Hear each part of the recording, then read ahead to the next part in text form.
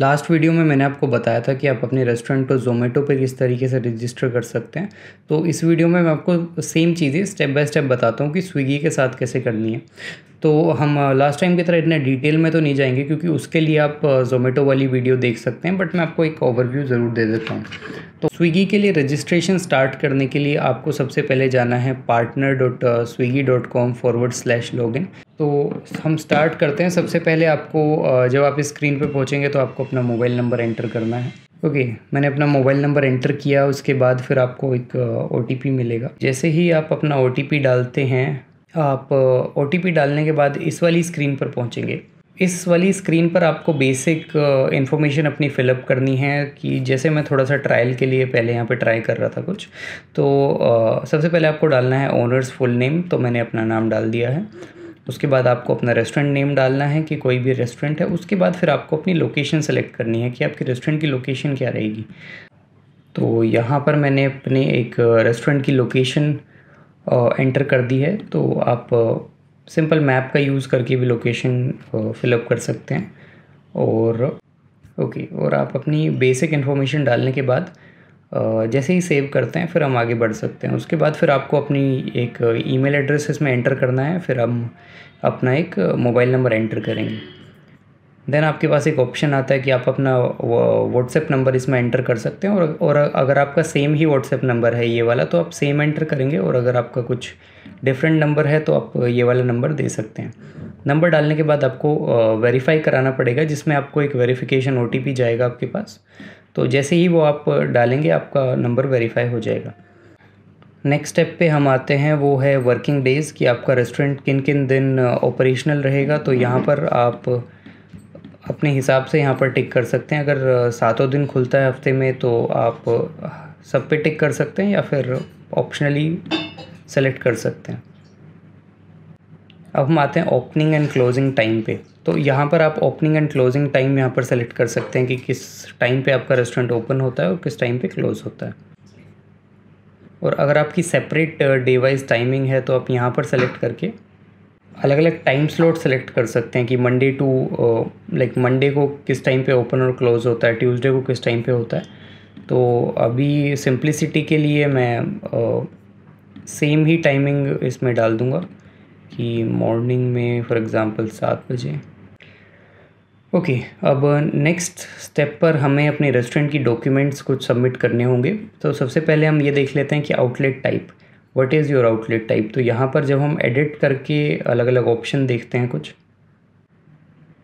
आप अपना एक जब भी रेस्टोरेंट इसमें सेलेक्ट करेंगे तो आपको कैटेगरी सेलेक्ट करनी है बेसिकली। तो कैटेगरी 1, 2, 3 स्विगी के अंदर 3 कैटेगरी होती हैं। तो सबसे पहली कैटेगरी आती है कि जिसमें आप सिर्फ फ्रेशली प्रिपेयर्ड फूड जो है वो सेल करते हैं। सेकंड वाली में आप पैक्ड फूड सेल करते हैं, और थर्ड वाली में दोनों सेल करते हैं।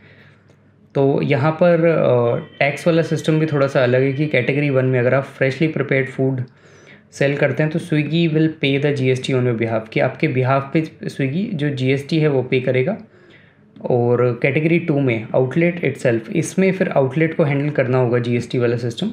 और कैटेगरी 3 के अंदर Swiggy will pay GST only on sales of freshly prepared food items. तो यहाँ पर आप अपने रेस्टोरेंट के हिसाब से कैटेगरी सेलेक्ट कर सकते हैं। और नेक्स्ट स्टेप में आते हैं, आपको enter pan and GST details. यहाँ पर आपको अपनी पैन और GST डिटेल्स एंटर करनी है। और अपनी बैंक डिटेल्स एंटर करने के बाद बारी आती है FSSAI सर्टिफिकेट की। तो जैसे ही आप अपना FSSAI सर्टिफिकेट सबमिट करते हैं तो फिर आपको फिर प्रोसीड पे क्लिक करना होगा नेक्स्ट स्टेप पे जाने के लिए, जो कि है आपका मेन्यू सेटअप। अभी मैंने स्टेप 2 के अंदर अपनी सारी डिटेल्स ऐड कर दी हैं, जैसे अपना FSSAI, pan, GST, bank account. तो अब हम चलते हैं नेक्स्ट स्टेप पे। हमने प्रोसीड किया, और प्रोसीड करने के बाद अब हम पहुंच जाते हैं मेन्यू सेटअप में।